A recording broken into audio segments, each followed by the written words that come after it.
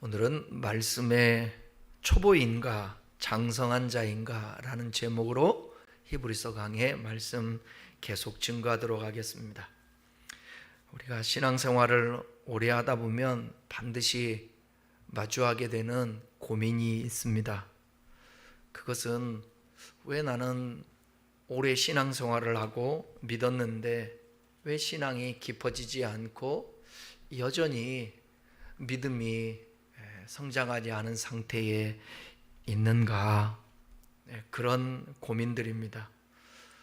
말씀으로 신앙이 더 깊어져야 하는데 어느 순간 고개가 끄덕여지는 그냥 그 수준에 머물고 신앙생활이 어느새 익숙함으로 흐려져 버릴 때가 있습니다. 지금 수많은 사람들이 우리 한국 교회가 처음 초대교회를 이제 벗어나고 성장의 시기를 이제 또 경험한 다음에 교회들마다 이제는 하나님이 별로 필요 없다라는 생각이 들죠. 옛날에는 힘들고 어렵고 그 삶에 문제가 있고 그래서 그런 문제들을 해결하기가 힘드니까 주님을 찾아갔거든요. 옛날에 우리 어렸을 때 놀 데 없으니까 교회 가서 놀고 주일학교, 교회학교 가면 책받침 주고 우유도 줬어요? 모르겠어요. 저는 책받침 받았던 것 같은데. 그래서 옛날에 제가 우리 고향에 들리러 갔을 때 그 지나가다가 저희 동네가 그 만화동이라는 동네 이름이었는데 저희 동네에서 조금 벗어났는데 거기가 교회가 있었는데 지나가다 보니까 교회가 아직도 있더라고요. 그런데 얼마나 조그만한데 교회가 정말 적은데 마룻바닥에 교회 있을 때 거기 가서 책받침 받고 그랬던 기억이 있습니다. 이제 그런 시절들이 요즘은 젊은 사람들이 또 청년들이 또 아이들이 교회를 아예 이렇게 나가지 않는 그런 시대가 되었습니다. 예수 믿는 사람들도 지금은 옛날에는 교회가 놀이터였으면서 어른들도 교제하고 참 재밌게 신앙생활하고 산으로 기도하러 가고 능력 받는다고 막 하고 교회도 부흥회하고 집회하고 그랬었는데 요즘은 교회들이 그렇지가 않죠. 다 장단점이 있지만 어쨌든 신앙생활은 또 나름대로 한다고 하는데 너무 익숙해져서 성숙함이 부족한 시대입니다. 히브리서가 기록된 시대의 성도들도 똑같았습니다. 로마 제국의 압박이 있었고 또 유대 사회의 눈총으로 인한 종교적 갈등이 있었습니다. 또 생계의 어려움도 있었습니다. 믿음을 지키는 것이 마치 손해처럼 느껴지는 시대였습니다. 이런 상황에서 신앙의 열정은 점점 흐려지고 과거의 편안함으로 돌아가고 싶은 유혹이 찾아왔습니다. 오늘날도 그러지 않을까요? 예수 안 믿는 사람이나 우리 열심히 예수 믿는 사람이나 다를 바 없다. 똑같이 예수 안 믿어도 잘 살고 부자로 살고 떵떵거리고 아무 문제 없고 예수 믿어도 늘 힘들게 사는 것 같은데 그러면서 다시 옛날에 안 믿던 때 그때 유혹을 받기도 합니다. 그래서 히브리서 기자는 오늘 본문에서 탄식하면서 이렇게 말합니다. 때가 오래되었으므로 너희들이 신앙이 자라서 이제는 가르치는 선생 되는 것이 마땅한데 그러지 못하다는 거예요. 이는 오늘 우리에게도 같은 질문을 던지고 있죠. 너는 지금 말씀의 초보자인가? 아니면 장성한 믿음으로 자라고 있는가? 오늘 우리가 함께 읽은 본문은 바로 이러한 우리의 모습을 향한 사랑과 걱정이 담긴 목소리입니다. 히브리서 기자는 이미 충분한 시간이 흘렀음에도 불구하고 여전히 깊은 진리에서 진리로 나아가지 못하고 어린아이와 같은 초보의 신앙을 가지고 머물러 있는 것이 너무나도 안타까웠다라는 것입니다. 그래서 본문은 우리를 좌절시키거나 질책하는 것이 아니고 우리가 더욱 좀 풍성해지고 신앙이 성장했으면 좋겠다라는 그런 마음에서 지금 히브리서 기자는 당시의 수신자들에게 이렇게 귀한 말씀을 주는 것입니다. 오늘 여러분 말씀 통해서 우리 신앙을 좀 점검해보고 초보 신앙에서 장성한 믿음으로 나갈 수 있기를 주님의 이름으로 축복합니다. 자, 11절 한번 읽어보겠습니다. 본문을 해석하면서 같이 나눠봅시다. 시작. 멜기세덱에 관하여는 우리가 할 말이 많으나 너희가 듣는 것이 둔함으로 설명하기 어려우니라. 히브리서 기자는 5장 앞부분에서 예수 그리스도께서 멜기세덱의 반차를 따른 계보라고 그랬죠. 대제사장이심을 설명했습니다. 여러분, 신앙생활 초보를 버리고 장성하고 성숙하려면 성경을 그래도 좀 알아야 되잖아요. 멜기세덱이 뭐야?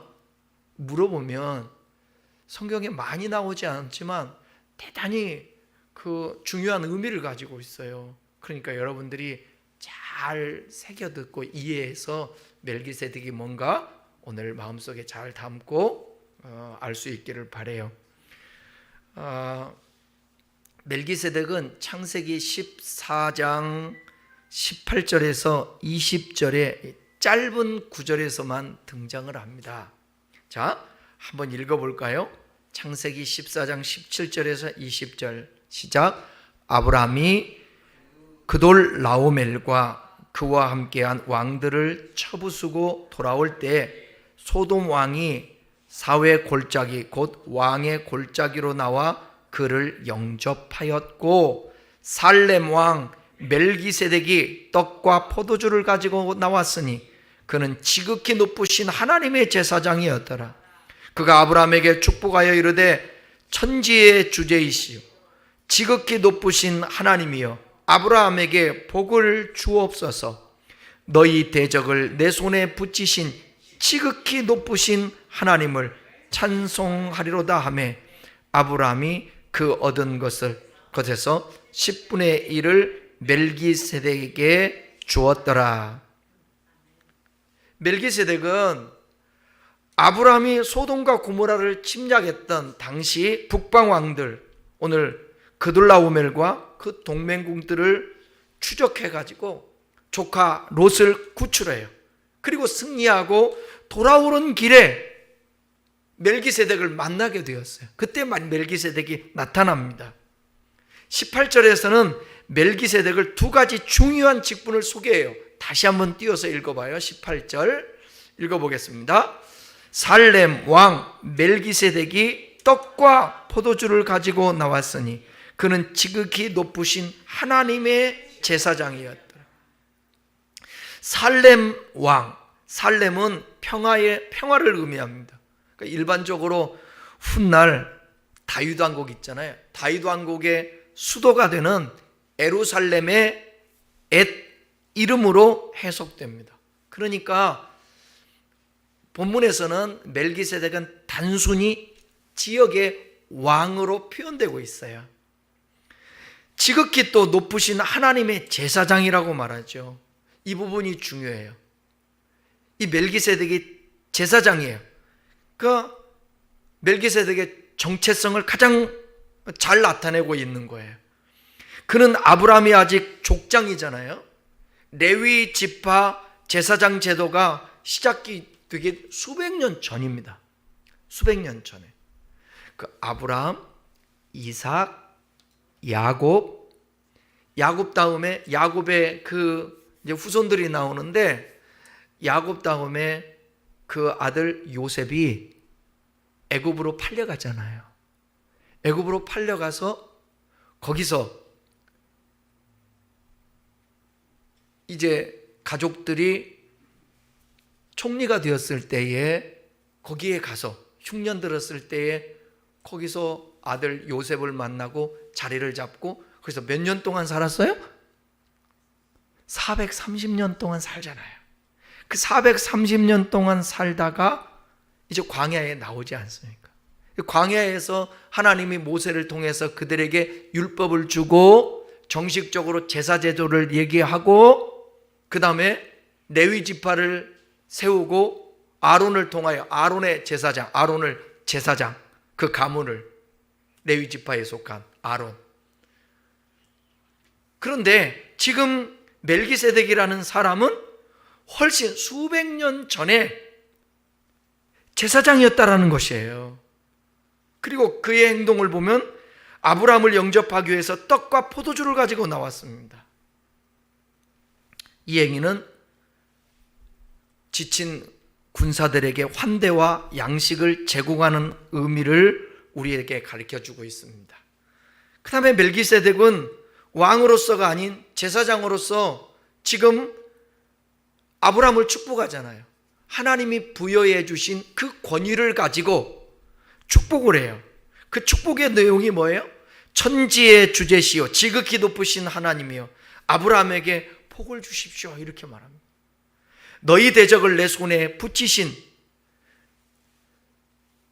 그러니까 하나님이 아브라함의 대적들을 이기게 하신 것은 아브라함의 힘이 아니라 누가 그렇게 했다라는 거예요?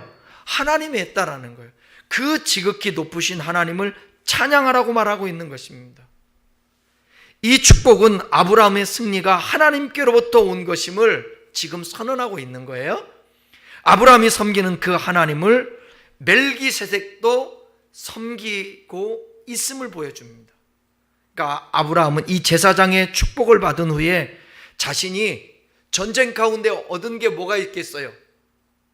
전리품이 있잖아요. 전쟁에서 이기고 빼앗은 전리품 중에서 10분의 1을 멜기세덱에게 주었어요.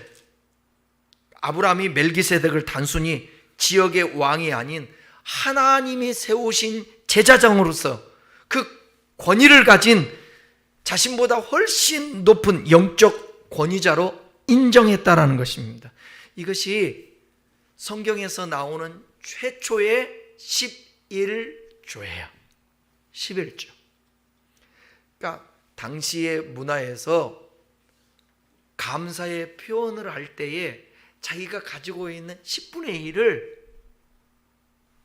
드렸던 전통이 있었어요.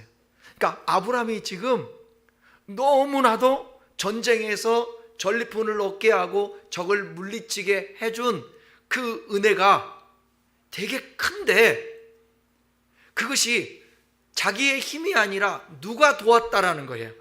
하나님이 도왔다라는 걸 지금 누가 가르치는 거예요? 멜기세덱이 제사장이 가르쳐 주는 것입니다. 그래서 보이지 않는 하나님 앞에 드리는 게 아니라 하나님께 위임을 받아 세움을 받은 제사장에게 지금 감사의 표현으로 10분의 1을 드리는 것입니다. 우리의 삶에 승리를 주시고 물질을 주시고 건강을 주시고 존재케 하시고 살아내게 하시는 그 은총이 누구로부터 있는 거예요? 하나님으로부터 있다라는 거예요.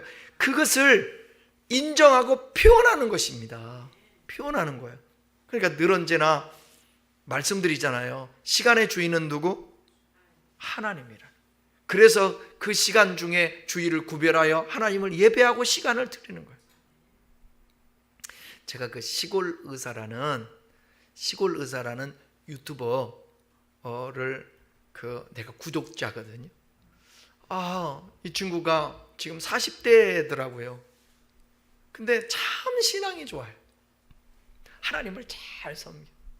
어쩔 때는 교회에 자기가 봉사하는 것 찍어서 올리기도 하고, 의사로서 환자들 만나는 시골에서 할머니들 만나는 것 그거 이제 올리기도 하고 그러는데, 이 친구가 의사이면서도 교회 봉사를 하는데요, 찬양을 전혀 몰라. 잘 모르는데 지휘하라고 그래서 몇 년 동안 거절을 했는데, 그래도 목사님이 좀 해줬으면 좋겠다 할 사람이 없어서 그냥 순종하고 나름대로 공부하면서 열심히 지휘하는데 사람들이 운대요. 그 성가대 찬양을 듣고. 누가 하게 하시는 거예요? 하나님. 그러니까 아침부터 일찍 가가지고 교회에서 살아. 근데 사람들은 왜 교회에서 그렇게 살고 할 일 없고 그러냐고. 근데 행복하다라는 거야. 교회에서 하루 종일 보내는 게 행복하다는 거예요. 여러분, 주님의 은혜를 경험하잖아요. 그러면 교회 온종일 있어도 피곤하지도 않고 따분하지도 않고 하품 나오지 않습니다. 저 교회에서 옛날에 사는데 평생을 교회에서 살았죠. 주일이면. 지금도 그렇지만 아침 8시에 집에서 출발해서 예배드리기 시작하면 저녁에 집에 오면 10시 반 이렇게 되거든요. 주일날. 근데 이제 하루 종일 어쩔 때는 쫄딱 굶을 때가 있죠. 아무것도 못 먹을 때도 있어요. 그런데도 불구하고 그 교회 생활이 좋고 행복한 거예요. 시간의 주인이 누구라? 하나님이기 때문에 그러는 거예요. 우리가 살아가는 데 있어서 물질, 우리가 일해야죠. 우리가 소득을 얻죠. 한 해 동안 삶이 다 우리가 노력하지 않으면 가만히 앉아있는다고 감 떨어지지는 않잖아요. 근데 우리의 노력인데 우리가 또 움직이는데 그 배후에 누가 역사해 주셔서 내가 일할 수 있고 소득을 얻을 수 있는 거예요? 그게 우리 하나님의 일하는 것입니다. 그러니까 저와 여러분들이 그 신앙 고백들이 삶으로 표현되는 것이죠. 그것을 하나님이 보시고 기억해 주는 것입니다. 제가 청년 때 저 하나님이 이뻤을 것 같아. 하나님 정말 10원짜리 하나라도 계산을 해가지고 구별해서 봉투에다가, 지금은 봉투가 많아서 매달 넣어가지고 이렇게 하지만 그때는 교회가 크니까 사람들이 많으니까 그게 얼마나 낭비되겠습니까? 그 11조를 1년 쓰는 거야. 1년. 아니 1년도 더 쓰죠. 그런데 지폐를 넣으면 괜찮지만 동전을 막 넣고 이렇게 헌금바구니에 넣고 그러면 그게 헤어지잖아요.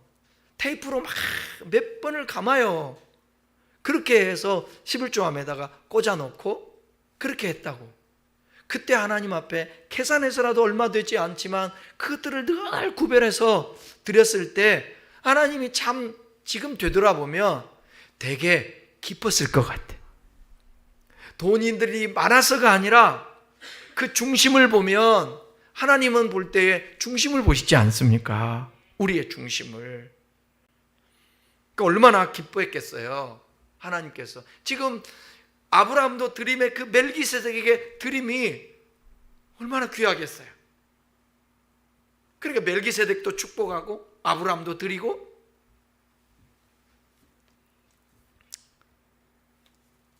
창세기에 기록된 그 몇 구절 되지 않지만 이 사건 이야기는 신약성경 히브리서가 이 짧은 구절을 바탕으로 해서 멜기세덱을 영원한 대제사장 예수 그리스도의 모형으로 해석하고 있습니다.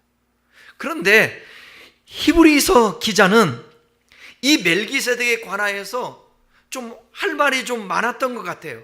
그들에게 좀 영적인 면도 그러고 이렇게 제가 설교하듯이 설명을 하고 싶었던 것 같아요. 그런데 사람들이 둔해 가지고 설명을 해도 알아듣지를 못할 거라고 생각이 된 거예요. 그래서 오늘 이렇게 말씀하고 있는 것입니다. 성경 다시 봐요. 멜기세덱에 관하여는 우리가 할 말이 많으나 너희가 듣는 것이 둔함으로 설명하기가 어렵다. 둔하니까.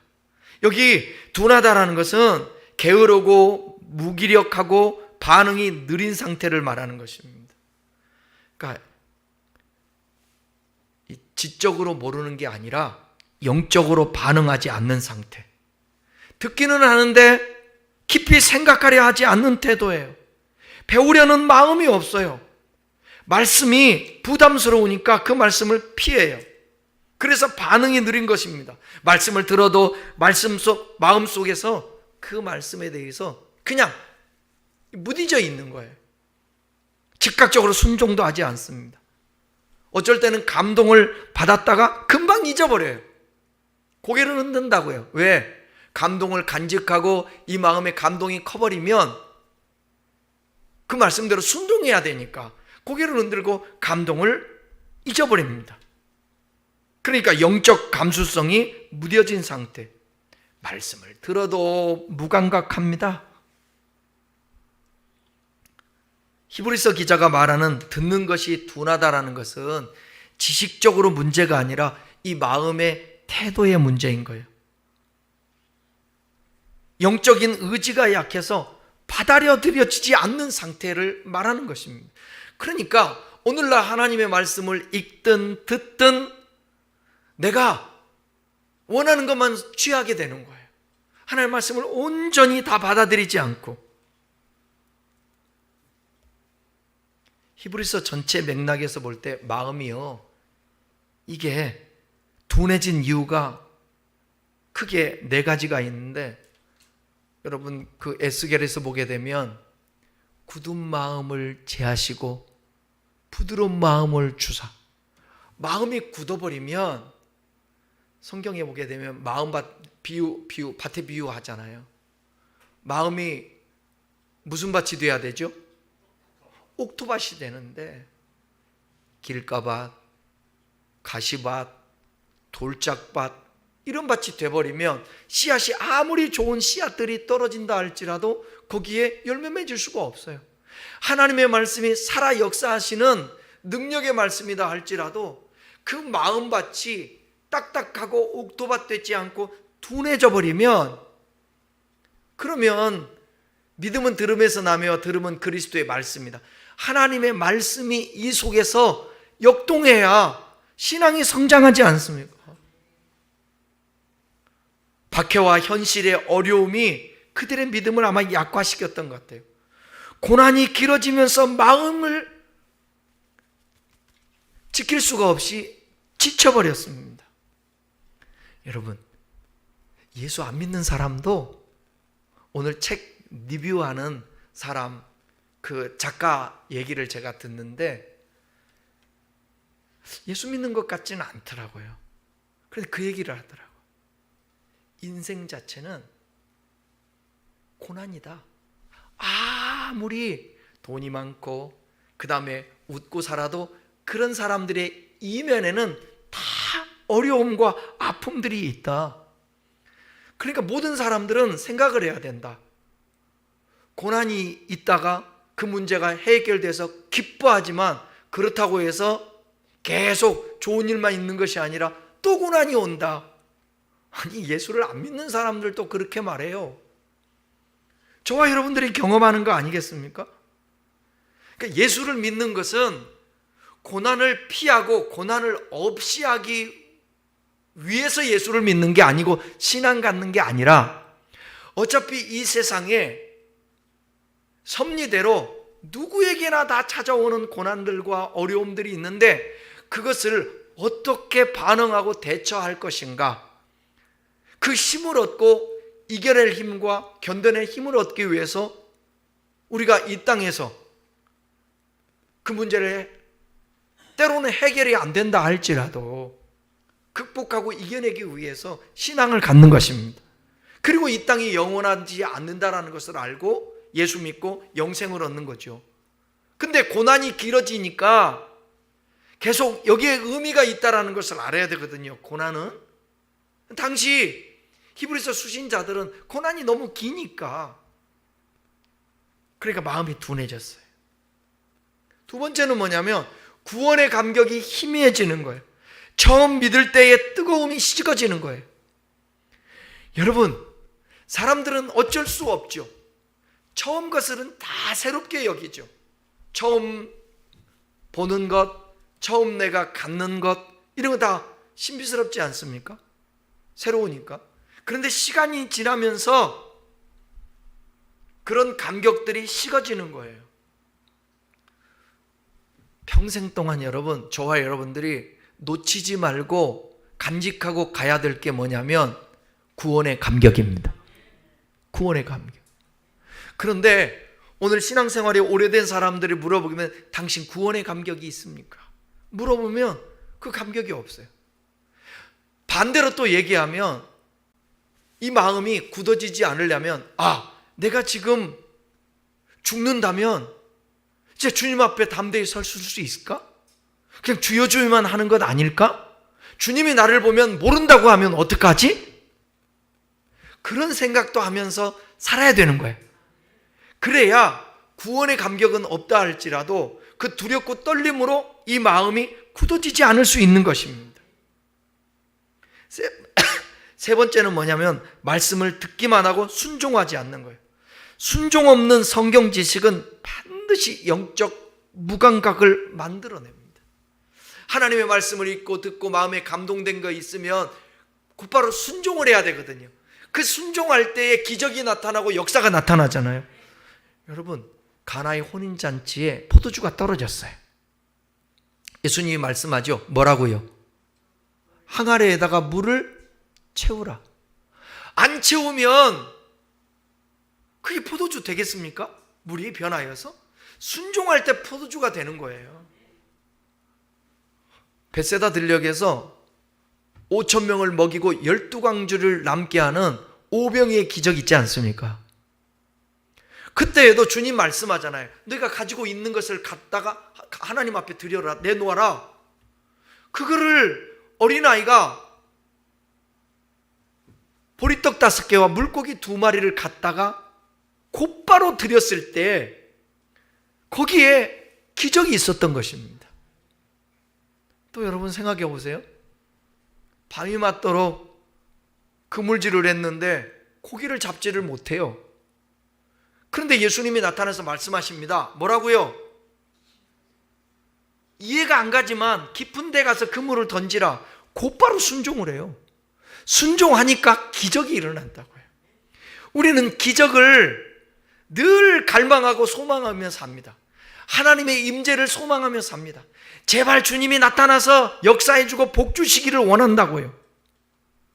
그런데 순종은 안 해요. 순종하지 않으면 어떤 일도 벌어지지 않습니다. 기도하지 않으면 어떤 일도 벌어지지 않습니다. 듣기만 하면 안 되는 거예요. 순종해야 돼. 그래서 마음이 둔한 이유가 바로 네 번째는 유대교적 율법주의로 돌아가려는 유혹입니다. 말씀의 깊은 의미를 붙들기보다는 익숙한 종교, 습관으로 돌아가려고 하는 거예요. 여러분, 왜 이단에 빠지는 줄 아십니까? 자기가 자꾸 이해하려고 그러니까 그러는 거예요. 이해하려고 그러는데 통일교에서, 신천지에서, 아니면 하나님의 교회 안상홍에서 말하는데 자기가 이해가는 말을 해. 그래서 그걸 빠져들어가는 거예요. 여호와의 증인에도 빠져들어가고. 나는 여러분들이 정말 우리 성도를 위해서 간절히 기도하는 게 뭔 줄 알아요?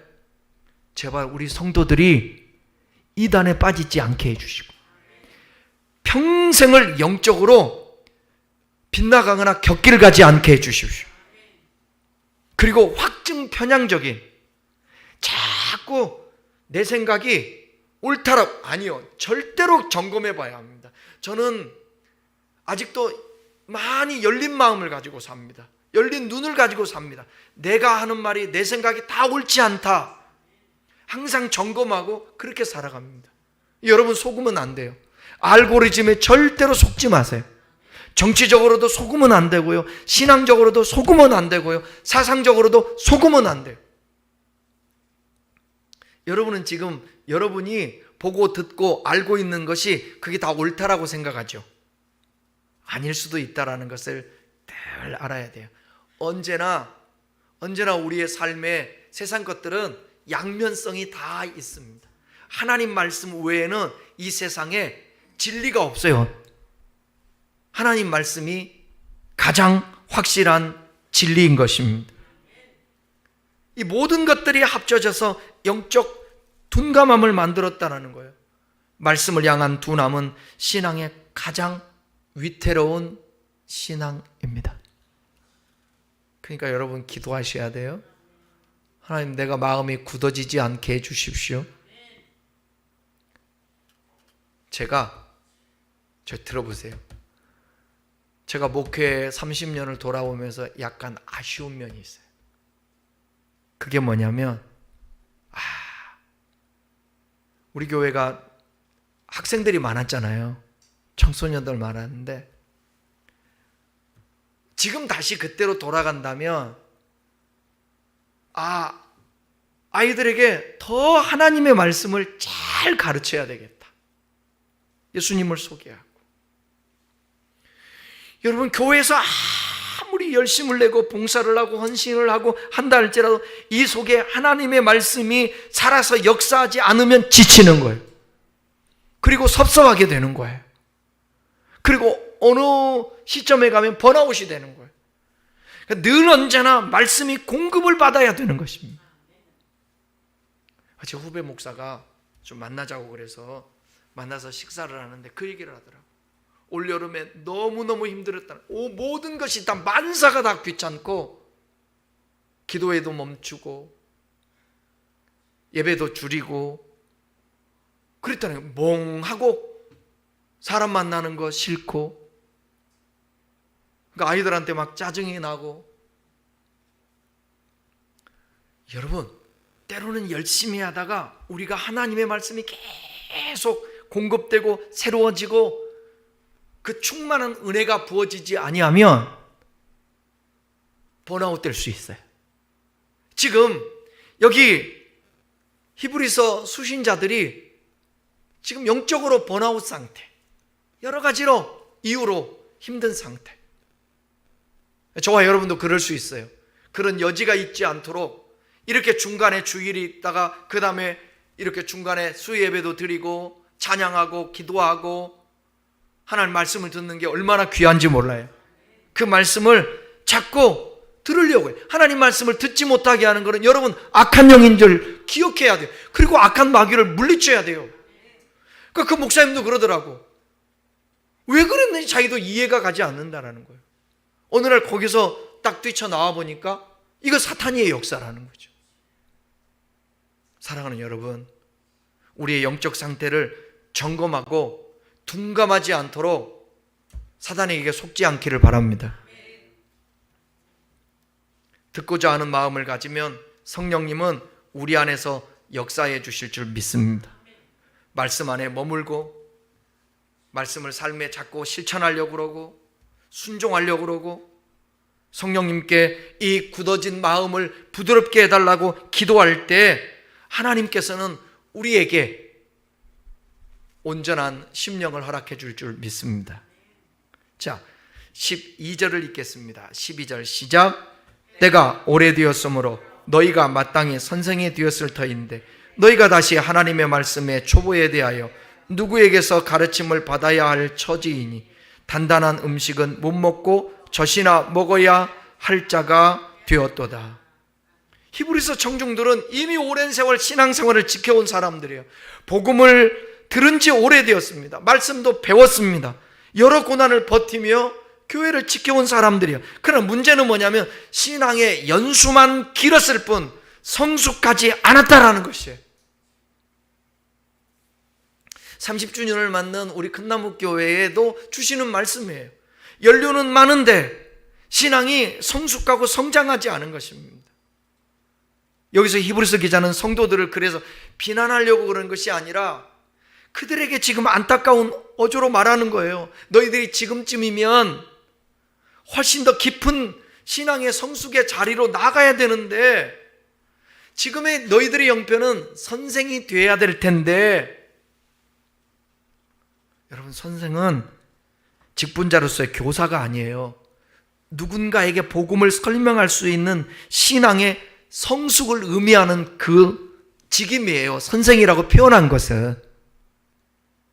신앙의 성숙은 말씀을 얼마나 많이 들었느냐가 아니라 그 말씀을 내가 누구에게 전달하고 하나님의 말씀을 설명할 수 있는, 나눌 수 있는 그런 사람이 신앙이 성숙한 사람인 것입니다. 여러분들이 누군가에게 제발 들은 풍월로 하지 말고 하나님 말씀 잘 듣고 이해하고 깨달은 말씀을 누군가에게 가르쳐 줘야 되는 거예요. 가르쳐 줘야 되는 거예요. 옛날에 제 청년 신앙생활 할 때 희한하게 열심은 내는데 하나님 말씀을 같이 나눌 때에는 말을 못하는 거예요. 왜 그럴까요? 모르니까. 성경을 알아야지. 근데 어디든지 있어.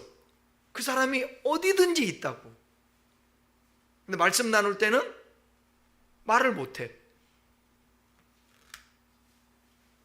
여러분, 신앙의 성숙은 듣는 것이 아니라 누군가에게 가르칠 수 있을 만큼의 이 안에 새겨져야 되는 거예요. 히브리서 기자는 말하고 있습니다. 너희는 이제 누군가의 복음을 설명할 수 있어야 된다. 신앙적으로 어른이 되어서 다른 사람을 세울 수 있어야 하고 삶의 경험을 성경적으로 해석해서 나눌 수 있어야 한다. 여러분, 교회의 직분을 맡는 것은 오랜 세월을 함께하고 그 교회에 헌신을 하고 예배 생활을 하고 그래서 직분자가 되지 않습니까? 임직을 하지 않습니까?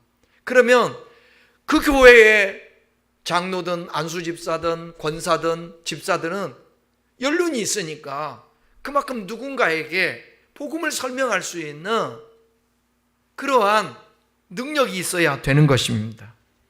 그런데 선생이 되기는커녕 다시 초보 수업을 들어야 하는 사람이 되었다는 거예요. 여기서 초보, 말씀의 초보라는 것은 헬라 문화권에서의 당시 알파벳을 뜻하는데 철학에서는 사물의 가장 기초적인 원리를 의미했습니다. 믿음의 기초 원리, 영적 A, B, C를 다시 배워야 하는 수준이라는 거예요. 신앙생활 한 지가 얼마나 되었는데. 그런데 나중에 가면 보통 사람들 선생님이 그러잖아요. 학교에서도 그러지 않아요? 자기가 모르는 문제면 선생님 탓하면서 뭐라고 얘기하죠? 안 가르쳐줘서 그랬다고. 안 배웠다고 말해. 지가 딴짓 해놓고 안 가르쳐줬대. 안 배웠대.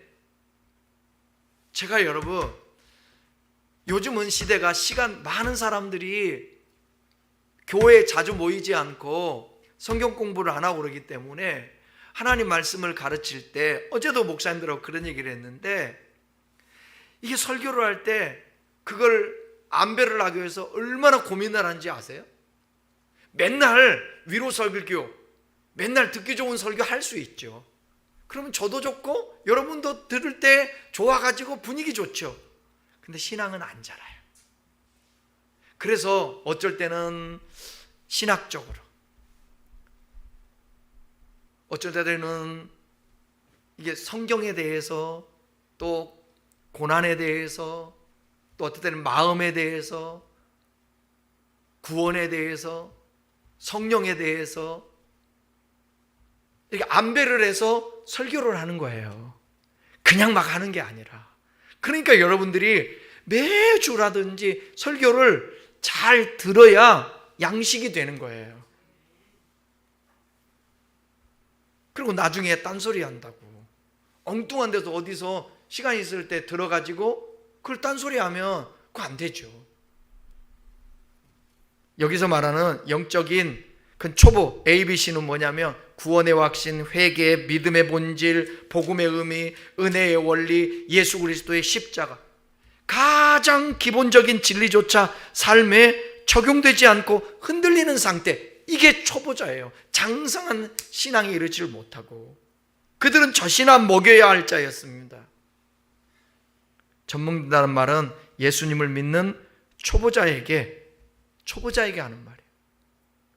근데 지금 히브리서 기자의 수신자들은, 히브리서 기자가 너희들 신앙생활 이렇게 오래되었는데 아직도 초보자에 머물면 어떡하니? 장성하게 신앙이 자라고 선생이 되어야지. 자, 13절 읽겠습니다. 13절 시작. 이는 젖을 먹는 자마다 어린아이니 의의 말씀을 경험하지 못한 자다.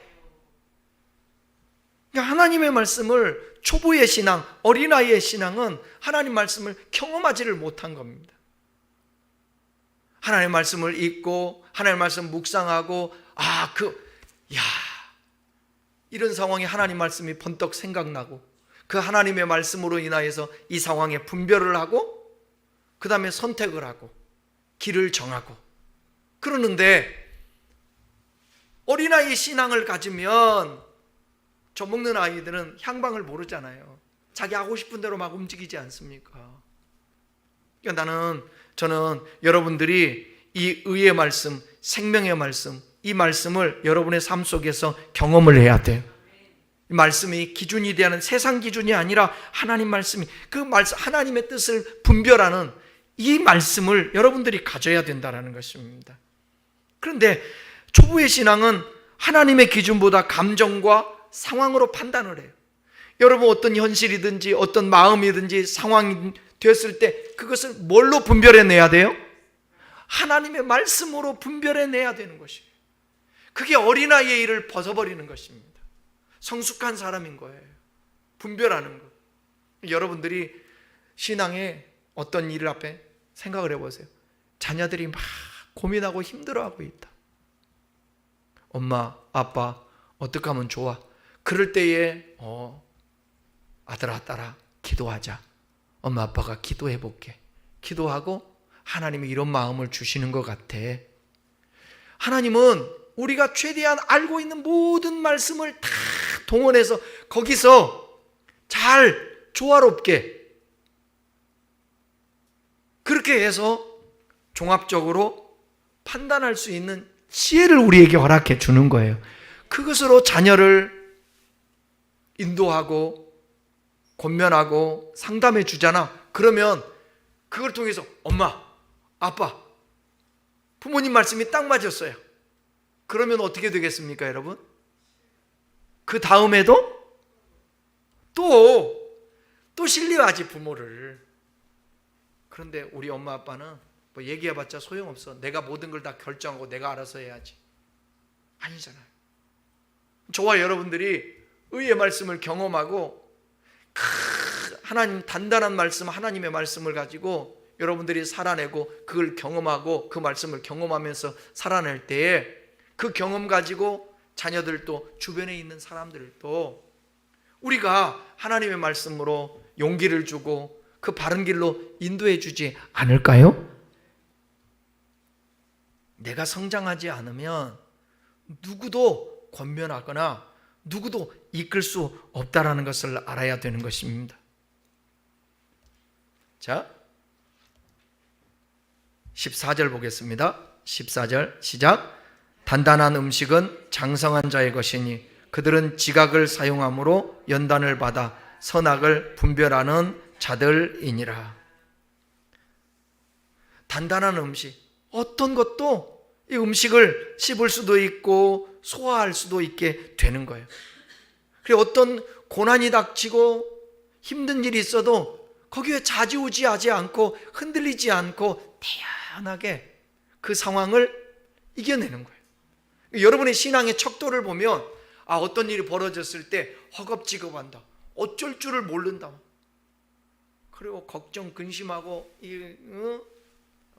머리 싸매고 누워버리고 이러면 성숙한 사람이 아니에요. 어린 아이들은 이게 조그마한 강아지만 봐도 놀래가지고 엄마 뒤에 숨고 울고불고 놀래가지고 난리치지 않습니까? 신앙의 어린아이가 그러는 거예요. 근데 장성한 자는 그렇지도 않아요. 어린아이는 먹일 때 젖을 먹이고 그 다음에 음식을 아이들 씹어서 주지 않습니까? 어렸을 때 아이들 먹으라고. 단단한 거 못 먹으니까. 장성한 자는 그렇지 않죠. 아니, 어른에게 씹어서 주는 사람이 어디 있어요? 그거 아니지 않습니까? 근데 장성에 되기까지는 어떤 과정이 필요할까요? 오늘 본문에 뭐라고 그래요? 연단이 있는 거예요. 그 연단을 통해서 성장을 하고 장성하게 되는 것입니다. 여러분 욥기서에 대해서 우리가 욥기를 읽어보게 되면 욥의 고난에 대해서 다 이해할 수는 없어요. 근데 중요한 사실은 뭐냐면 욥기서를 보게 되면 1장 2장에서 그 고난을 좀 겪지 않습니까? 그 다음에 42장에 가게 되면 하나님이 또 어떤 복을 내려주세요. 회복해 하시고. 근데 그 중간에 우리가 아는 말씀 있잖아요. 욥이 답답하잖아요. 이유를 모르겠어요. 왜 이런 고난을 주는지. 여러분도 그럴 때 있지 않아요? 예수 믿고 신앙생활하며 나름대로 열심히 내는데 왜 하나님 이렇게 연속해서 고난이 있고 풀려지지 않냐고. 그리고 우리도 다윗처럼 욥처럼 의문을 가질 수 있어요. 근데 그럴 때 욥은 스스로 고백하지 않습니까? 뭐라고 고백해요? 오직 나의 가는 길을 그가 아시나니 나를 연단하신 후에는, 요즘 연단이라 나오죠. 단련, 옛날에 단련. 연단하신 후에는 정금 같게 나오리라. 여기 정금 같게 나오는 게 장성한 분량이에요. 장성한 자라고. 여러분, 그래서 단단한 식물을 먹어야 거기서 영양소도 얻어서 장성하지. 그러니까 하나님의 말씀도 조금 어려우면 막 신경 안 쓰려고 그러고 그러지 마시고 그 말씀을 잘 이해하려고 그러고 또 질문하고 또 찾아보고. 그래서 여러분, 지식을 아는 것과 모르는 거에 얼마나 답답한 줄 아십니까? 예? 이 귀한 스마트폰이 있는데도 불구하고 이거 활용할 줄 모르잖아. 답답하죠. 요즘 젊은이들 보게 되면 스마트폰과 별거 다 하지 않습니까? 나이 먹은 사람은 근데 또 잘 못하잖아. 통계에 의하면 박사들이 그런 얘기를, AI 박사가 그 얘기 하더라고요. 오히려 이 AI, 챗 GPT라든지 제미나이 있잖아요. 이런 거는 나이 먹은 사람들이 훨씬 더 활용을 잘한다는 거예요. 왜냐하면 AI에게 질문을 잘해야 되거든요. 프롬프트. 질문을 잘해야 되는데 질문을 못하면 결과물이 안 좋다고. 근데 50대, 60대는 많은 그동안의 경험을 하고 지식을 축적해서 뭔가 알고 질문을 하니까 답이 풍성하게 온다라는 거예요. 경험해서. 우리도 하나님의 말씀을 많이 경험하잖아요. 그러면 좋은 질문을 하나님 앞에 할 수도 있고 좋은 결과물을 가져올 수 있는 거예요. 자꾸 모른다고 하지 말고 조금이라도 더. 저는 요즘 하나님 앞에 하나님이 계속 저에게 도전해 주는 게 뭐냐면, 성경을 많이 읽어라. 성경을 많이 읽어라. 성경을 많이 읽어라. 복음은요, 다시 원시적으로 본질로 돌아가야 되는 거예요. AI 시대에 전문직은 되게 없어집니다. 물어볼게요. 의사하고 간병인하고 두 직종의 직업을 가지고 있는데 어떤 직업이 먼저 사라질까요? 의사일까요? 간병인일까요?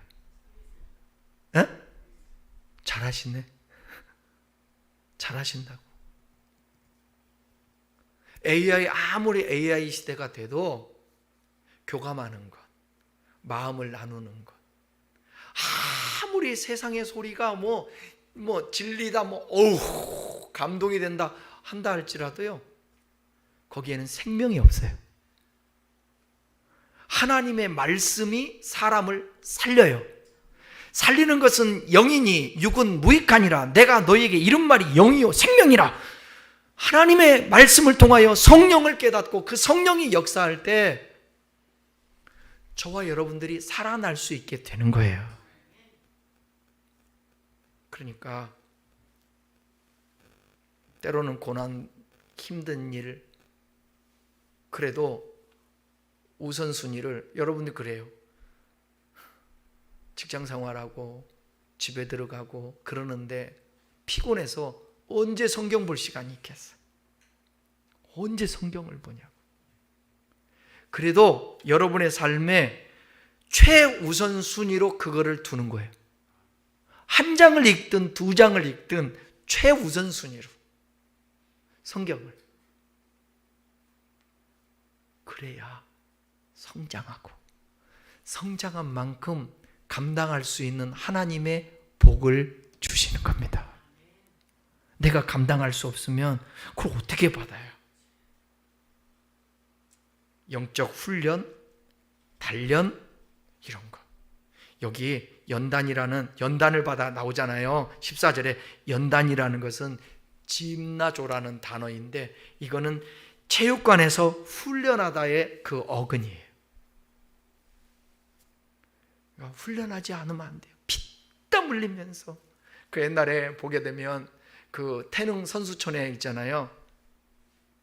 운동선수들이 너무 힘드니까 올림픽 나가기 전에 아시안 게임 거기 나가기 전에 훈련하지 않습니까? 너무 힘드니까 도망가 버려요. 도망가. 선수촌에서. 그 정도로 힘든 거예요. 그러니까 저와 여러분들도 마찬가지예요. 계속 반복되는 훈련들. 기도하라면 기도하고 성경 보라면 성경 보고 묵상하고. 말씀 마치겠습니다. 오늘 본문에서는 우리에게 매우 중요한 질문합니다. 너는 초보자인가 장성한 자인가? 이 질문은 신앙의 연수를 묻는 게 아니고 신앙의 직분을 묻는 게 아니라 지금 내가 주 예수 그리스도가 내 안에 충만하고 하나님 말씀이 충만해서 어떤 상황에서도 하나님 말씀이 기준되고 그 선택으로 말미암아서 항상 나아가고 주님의 말씀을 다른 사람에게 나누고 가르칠 수 있는 상황에 돼야 된다는 것입니다. 그래서 오늘 우리가 이렇게 기도해야 합니다. 주님, 영적 어린아이로 머물지 않게 하시고 장성한 믿음으로 자라게 하여 주옵소서. 하나님은 우리를 항상 그리스도의 장성한 분량까지 자라나게 하시는 분입니다. 오늘 이 말씀이 우리의 잠든 영혼을 깨우고 초보를 벗고 장성한 믿음으로 나가는 그러한 전환점이 될 수 있기를 주님의 이름으로 축원합니다. 함께 기도하십시다.